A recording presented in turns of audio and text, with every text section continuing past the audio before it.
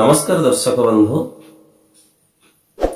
आज आपण को एमती गोटे कहानी कहबी जहाँकि आपण मन में भ्रांत धारणा को सबकि दूरे दब बोली मोर आशा और विश्वास। तेज आसतु दर्शक बंधु से कहानी टी शुणा। हाँ दर्शक बंधु, ए कहानी टी को मोर विनम्र अनुरोध आपण मूलर शेष जाए शुणु, जहाद्वारा कि ए कहानी संपूर्ण शुणिले आपण मन भितर थिबा गर्व, दम्भ, मिछ, अहमिका ए सब दूरे जो बोली मोर 100% विश्वास। बेले बेले देखिथिबे बहुत लोक आज दुनिया रे शत्रुता आचरण कर समस्त पाखर शत्रु अच्छे। कहीं नहीं आज दुनिया रे गोटे कहबो जे मो पाखर कई शत्रु ना, मोर कई शत्रु ना, ये संसार सारा मोर मित्र। एमिति लोक हुए तो आज दुनिया रे मिलवा विरल बोध। तबे कहीं ये 2 दिन दुनिया भितर आम आसी कहीं एत शत्रुता आमर होती, कहीं एत शत्रु आमर जन्म होती, एथिपाई दायी किए? कहीं आम पछरे शत्रु थिला भली हमको अनुमान हुए? कहीं हृदय सब अनुभव करे, मन सब अनुभव करे मोर शत्रु किए अच्छी बोली? किंतु मन रखु दर्शक बंधु, थरे निश्चय भाविकी देखु, जदि आमर शत्रु बढ़ी से आमे दायी। जदि आमे दुनिया को बंधुत्व भाव में बांधि रखिंट से आमे दायी। जहाँ आमे करुछंती ताहार सबुरी मूल कारण ही आमे दायी, आमे ही से मुख्य दायी। तेबे आसंतु आम जीवन रे शत्रुहीन आमे करिबा केमिति आमर समस्त बंधुता, समस्त सहित बंधुता स्थापन हो, केमिति आमर शत्रु कहीं न रहिबे, ए विषय गोटे छोटिया कहानी आपण मानकु कहबी। आशा करे से कहानी आपण मानकु भल लागिबो। थरे श्री चैतन्य महाप्रभु नगर भ्रमण करथांती, पड़ारु पड़ा बुली, गाँ रु गाँ बुली से शिष्य मानकु सदुपदेश दउथांती। एमिति एक गाँ रे जाई पहुंची गले श्री चैतन्य महाप्रभु। नहीं पहुंची जावा समय सेठारे प्रवचन दउचंती, शिष्य मानकु सत्शिक्षा देउचंती, सत्संग करुचंती। प्रवचन शेष गोटे प्रश्न पचारे से शिष्य मानकु जे ए गाँव रे किए सबुठु भल मनीष अच्छी, किए सबुठार खराब मनीष अच्छी, कहीपर? शिष्य माने आश्चर्य होगले, आज कहीं चैतन्य महाप्रभु एभली प्रश्न पचारे। तेणु से अविलंबे कहले, जड़े शिष्य बाहरी कहले, गुरुजी ये गाँव में माधवी बोली जड़े लोक अच्छी, से एक दुश्चरित्र लोक, गुंडागिरी करे, राजनी करे, परर धन को अपहरण करिवारे से बेस धुरंधर। सब बेले मद्यपान करी, मदिरापान करी सब बेले से निशासक्त अवस्था रे थाए। तार भल मंद कर विचार करिवार शक्ति नहीं। आम जानिबारे बोधे ताठू खराब लोक आउ कि दुनिया नाहंती ए गाँ भितर। श्री चैतन्य तांको आदेश देले, जाओ ताकू नहीं आस, ताकू अविलंबे मो पाखरे आनी हाजर कराओ। यह शुणी शिष्य 2 जन गले। शिष्य 2 जन से माधवी थिबा जगार, जो जगार से सहवास कर बसे, बसवास करे बा आड्डा जोठी करे, से जगह गले जाई देखिले माधवी तार सांगसाथी मान सहित मदिरापान करुछि, मद्यपान करुछि। एवं ई शिष्य 2 जन जाई ताकू कहले, तते डाकुचंती श्री चैतन्य महाप्रभु, चैतन्य तते डाकुचंती तुच्छ सार। यह शुणी जिते बड़े खराब लोकटे भल लोकर डाकरा शुणे से हे ज्ञान करे, सी कौन मत गोटे उपदेश दो? हठात ये सहज भी निशासक्त अवस्था अच्छी, से निशासक्त अवस्था मुंड को राग चढ़ीगला। से मद्य बोतल रे शिष्यर मुंड को जड़े पिटिदेला, जोर कर पिटिदेला। पिटिदेला पर रक्ताक्त होगला। शिष्य प्राण बंचाइवाई, जीवन बंचाइवाई से दौड़िकी पलि आसिले। आसी श्री चैतन्य पाखे हाजर हेले। चैतन्य देखिले जे लोकटीर रक्ताक्त अवस्था अच्छी। शिष्य आउ जड़े शिष्य कहे, आज्ञा बंची जाइथांतु, से पलि आसिलु, भाग्य भल आम पलि आसिलु, न से आमको मारी देइथांता। सी जो भाया निशासक्त अवस्था अच्छी, भल मंद विचार कर शक्ति ता पाखरे नाही।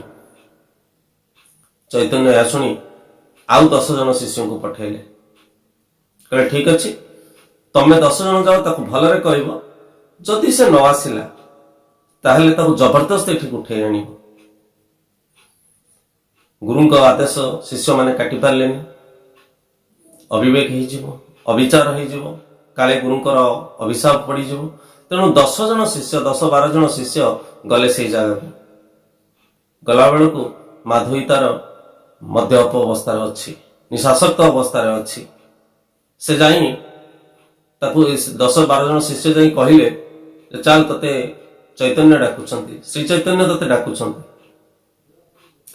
तेणु सी आसिया टोटाल राजी हेलानी, जमा आसिया से राजी हेलानी। तेणु गुरुंकर आदेश था जदि न आसे ताकू जबरदस्ती नहीं उठेकी नहीं आसो। तेणु ये 10-12 जन मिसी माधवी की उठेकी नहीं आसिले। तेरे संगबद्ध भाव में आसिले जनकर बल ऑटोमेटिक कमी जाए आज्ञा, से 10-12 जन को संभाली पार।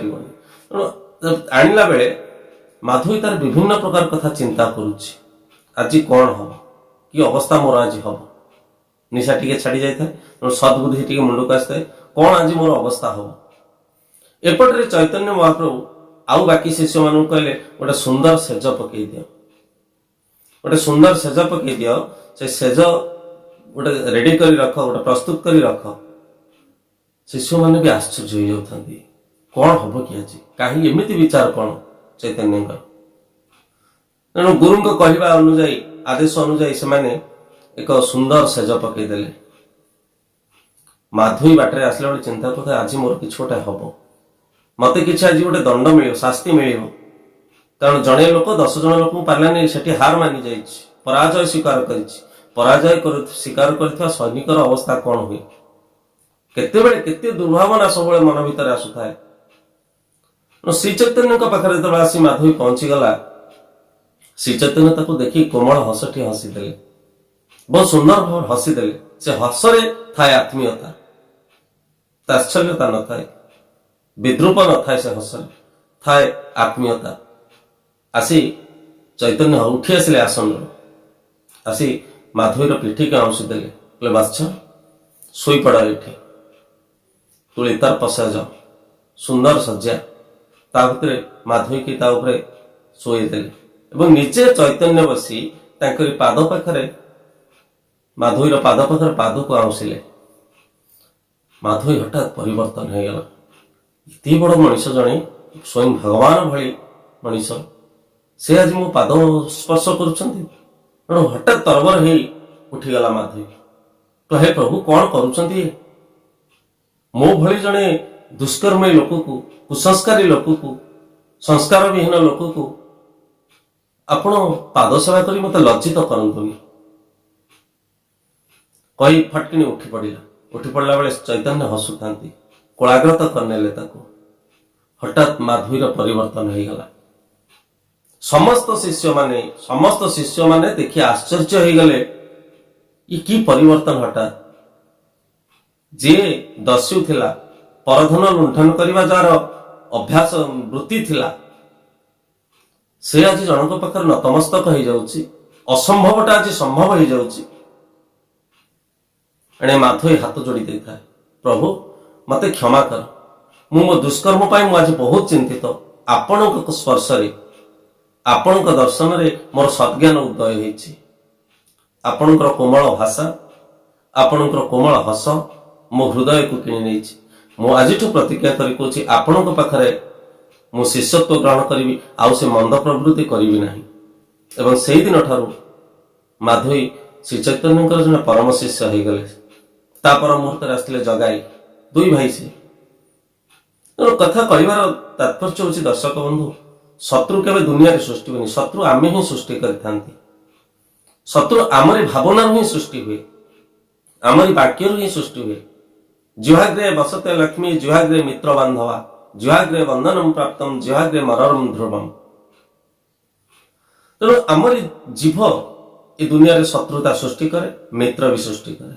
जदि जने आम पाखरे किए भूल करदेला, ताकू आमे जदि कोमल वाक्य कही, जदि किए आम पर क्रोध कला, आमे तापर क्रोध कर दियंती, तत्क्षणात आमे तापर क्रोध कर दियंती। काहेकि ना आम भीतर गोटे थाए ईगो, जाको गर्व बोली कहा जाए। आमे सब बेले भावंती हम किसी से कम नहीं। आम सम्मुख जे ठेथो सी भी सेमती ता भीतर भी गर्व थाए। से कोई हमसे कोई ज्यादा नहीं, ये हम किसी से कम नहीं, हमसे कोई ज्यादा नहीं भीतर आगे लड़ाई चले।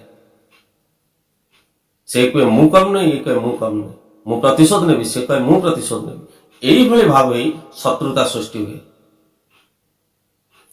जड़े जितेबले उपरକୁ उठिବାକୁ ଯାଉଛି, ଅପରପକ୍ଷ ଯଦି ଉପରକୁ ଉଠିବାକୁ ଆମେ ଟିକେ ନତମସ୍ତକ ହେଇଯିବା। ନମ୍ରନ୍ତେ ଗୁଣିକା ଜନାଃ ନମ୍ରନ୍ତେ ଫଳନ୍ତି ବୃକ୍ଷା। ଦେଖନ୍ତୁ, ଯେଉଁମାନେ ଗୋଟେ ଗଛରେ ଫଳ ହଉଛି ସେ ଆଜ୍ଞା ନଇଁ ପଡୁଛି, ସେ କେବେ ଗର୍ଭର ମୁଣ୍ଡ ଟେକି କହୁନି ମୋ ଦେହରେ ଏତେ ଫଳ ହେଇଛି ଆସ ଖାଇବ। ଜଣେ ଗୁଣମାନ ବ୍ୟକ୍ତି ସେ ମଧ୍ୟ ସବୁବେଳେ ନମ୍ର ହେଇଥାନ୍ତି। ତେଣୁ ଆମ ପାଖରେ ଯଦି କିଏ ଶତ୍ରୁତା ଆଚରଣ କଲେ ଆମେ ନିଜକୁ ଶୂନ କରିଦେବା, ନିଜକୁ ଭାବିବା ଆମ ପାଖରେ କିଛି ବୋଧ ହୁଏ କମ୍ ରହିଯାଇଛି, ସେ ଯାହାଫଳରେ ଆସିକି ଆମକୁ କହୁଛି। ତେଣୁ ଆମେ ସେ କମ୍ ଟାକୁ ପରିପୂର୍ଣ୍ଣ କରିବା ପାଇଁ ଚେଷ୍ଟା କରିବା, ତାଠୁ କିଛି ଶିଖିବା ପାଇଁ ଚେଷ୍ଟା କରିବା। ପ୍ରତ୍ୟେକ ଲୋକଠୁ କିଛି ନା କିଛି ଭଲ ଗୁଣ ଭଗବାନ ଦେଇଛନ୍ତି, ତାଙ୍କଠୁ ଶିଖିବା ପାଇଁ ପଡ଼ିବ। ତେଣୁ ନିଜକୁ ନରମ ହେଇଗଲେ ଦୁଇ ଖଣ୍ଡ ଲୁହା ପରସ୍ପର ଯେତେବେଳେ ବାଡ଼ାବାଡ଼ି ହୁଅନ୍ତି ନିଆଁ ବାହାରେ, ଅଗ୍ନିସ୍ପର୍ଶ ହୁଏ, ଅଗ୍ନି ଉତ୍ପନ୍ନ ହୁଏ। ଗୋଟେ ଗଛ ଦେହରେ ନରମ ଦେହରେ ଯଦି ନରମ ପଦାର୍ଥ ଭିତରେ ଯଦି ଗୋଟେ ଗରମ ପଦାର୍ଥ ଆସି ମିଶେ, ଟାଣ ପଦାର୍ଥ ଆସି ମିଶେ, ସେଥିରୁ କେବେ ନିଆଁ ବାହାରିବ? ଅଗ୍ନି କେବେ ଉତ୍ପନ୍ନ ହବ? କେବେ ହବନି। ତେଣୁ ଆମକୁ ସେଇଭଳି କୋମଳ ହବାକୁ ପଡ଼ିବ। ନିଜକୁ କୋମଳ ହେଇଗଲେ, ନିଜେ କୋମଳ ହେଇଗଲେ ପରବର୍ତ୍ତୀ ସମୟରେ ଆମ ସମ୍ମୁଖରେ ଥିବା ଲୋକ ଯିଏ ସେ ବି କୋମଳ ହେଇଯିବ। ଯେତେ ଉତ୍ତପ୍ତ ନିଆଁ ହଉନା ଆଜ୍ଞା, ପାଣି ସ୍ପର୍ଶରେ ଆସିଲେ ସେ ବି ଶୀତଳ ହେଇଯାଏ। ତେଣୁ ଆଗେ ନିଜକୁ ଶୀତଳ କରାନ୍ତୁ, ନିଜକୁ କମନୀୟ ଭାବରେ ଗଢି ତୋଳନ୍ତୁ। ଶତ୍ରୁ ଦେଖିବେ, ଯିଏ ଯୋଉ ଶତ୍ରୁ ଆସିଥିବ ଆପଣଙ୍କ ପାଖକୁ ସେ ବି ଆପଣଙ୍କ ରୂପ ଦେଖି କମନୀୟ ହେଇଯିବ, ନମନୀୟ ଭାବ ତାର ଆସିବ, ସେ ବି ଆପଣଙ୍କ ଭଳି ନମନୀୟ ମୂର୍ତ୍ତି ଧାରଣ କରିବ। କହିବାର ତ ଆମେ ସବୁବେଳେ ଭାବୁଛନ୍ତି ଯେ ମୋର ଶତ୍ରୁ ବଢି ଯାଇଛି, ମୋର ଶତ୍ରୁ ବଢି ଯାଉଛନ୍ତି, ମୋ ପଛରେ ଲାଗିଛନ୍ତି, କେହି ଆଜ୍ଞା କାହା ପଛରେ ଲାଗୁଛନ୍ତି। ଆମ ଭାବନା ଆମକୁ ସେଇ ଜାଗାରେ ଆଣି ପହଞ୍ଚେଇ ଦଉଛି। ଯଦି କାହାକୁ ଆମେ ଭାବିଲେ ଆମ ପଛରେ ଚାଲିଛି, ଆମେ ତାକୁ ସ୍ନେହ କରିବା। ଶତ୍ରୁକୁ ସ୍ନେହ କର, ଦେଖିବ ସେ ମିତ୍ର ହେଇଯିବ। ଶତ୍ରୁ ବିପକ୍ଷରେ ଗଲେ ଶତ୍ରୁତା ବଢେ, ଶତ୍ରୁ ସହିତ ଦ୍ୱନ୍ଦ୍ୱ କଲେ ଶତ୍ରୁତା ବଢେ। ଶତ୍ରୁ ସହିତ ଶାନ୍ତି ସ୍ଥାପନା ପାଇଁ ସନ୍ଧି କର, ତେବେ ଯାଇ ଆପଣଙ୍କର ଶତ୍ରୁତା କମିଯିବ, ଆଉ ଶତ୍ରୁତା ଆପଣଙ୍କ ପଛରେ ରହିବନି। ଆଶା କରେ ଦର୍ଶକ ବନ୍ଧୁ କାହାଣୀଟି ଆପଣଙ୍କ ମନକୁ ଛୁଇଁଥିବ। ଏ କାହାଣୀରୁ ନିଶ୍ଚୟ କିଛି ଆପଣ ଶିଖିଥିବେ। ତେବେ ଆସନ୍ତୁ ଶପଥ ନେବା ଆଜିଠୁ reduce to yourself is zero. ଆମକୁ ସବୁବେଳେ ଶୂନ ହେବାକୁ ପଡିବ, ଆମେ ନିଜକୁ ଶୂନ କରିଦେବା। ଶୂନ କଲେ ପୂର୍ଣ୍ଣ ବ୍ରହ୍ମ ଆମେ ପାଇବା। ନମସ୍କାର ଦର୍ଶକ ବନ୍ଧୁ, ଏଇ ଥିଲା ଆଜିର କାହାଣୀ। ଆଶା କରେ ଏ କାହାଣୀ ଆପଣମାନଙ୍କୁ ଭଲ ଲାଗିଥିବ। ଏ କାହାଣୀ ଯଦି ଆପଣଙ୍କ ହୃଦୟକୁ ସ୍ପର୍ଶ କରିଥାଏ, ଏ କାହାଣୀକୁ ଯଦି ଆପଣ ଆମ ବିରଜା କୃପା କ୍ରିଏସନରେ ପ୍ରଥମ କରି ଦେଖୁଥାନ୍ତି, ତେବେ ଆପଣମାନଙ୍କୁ ବିନମ୍ର ଅନୁରୋଧ, ଆପଣ ଆମ ଚ୍ୟାନେଲଟିକୁ ସବସ୍କ୍ରାଇବ କରନ୍ତୁ ଏବଂ ପାଖରେ ଥିବା ବେଲ୍ ଆଇକନଟିକୁ ଦବାଇ ଦିଅନ୍ତୁ। এই কাহিনী যদি আপনার হৃদয়କୁ স্পর্শ କରିଥାଏ, ଆଉ କାହାରିକୁ ଶୁଣିବା ପାଇଁ ଚାହୁଁଛନ୍ତି ଏଭଳି ସୁନ୍ଦର କାହାଣୀ, ତେବେ ଆପଣ ଏହାକୁ ସେୟାର କରନ୍ତୁ। ଏବଂ ଏ କାହାଣୀକୁ ନେଇ ଯଦି କୌଣସି ମତାମତ ଆପଣଙ୍କ ପାଖରେ ଥାଏ, ଆପଣଙ୍କର ସେହି ବହୁମୂଲ୍ୟ ସୁଚିନ୍ତିତ ମତାମତକୁ ଆମ କମେଣ୍ଟସ ବକ୍ସକୁ ଆସି କମେଣ୍ଟସରେ ଲେଖି ଆପଣଙ୍କୁ ଜଣାନ୍ତୁ, ଯାହାଦ୍ୱାରା କି ଆମେ ଉପକୃତ ହେବୁ ଏବଂ ଏ କାହାଣୀକୁ କେମିତି ଆହୁରି ସରସ ସୁନ୍ଦର କରି ଆପଣମାନଙ୍କ ପାଖରେ ପରିବେଷଣ କରାଯାଇପାରିବ ତା ପ୍ରତି ଯଥେଷ୍ଟ ଯତ୍ନବାନ ହେବୁ। ଆଜି ତ ସମୟ ହେଇଯାଇଛି ଦର୍ଶକ ବନ୍ଧୁ, ଏ କାହାଣୀକୁ, ଏ କଥାକୁ ମୁଁ ଏଇଠି ବିଶ୍ରାମ ଦେଇ ଆପଣମାନଙ୍କ ପାଖରୁ ବିଦାୟ ନେଉଛି। ଆପଣଙ୍କର ଉପସ୍ଥାପକ ବୈଦ୍ୟନାଥ ପଣ୍ଡା। ଜୟ ଜଗନ୍ନାଥ, ଜୟ ମା ବିରଜା, ବନ୍ଦେ ଉତ୍କଳ ଜନନୀ।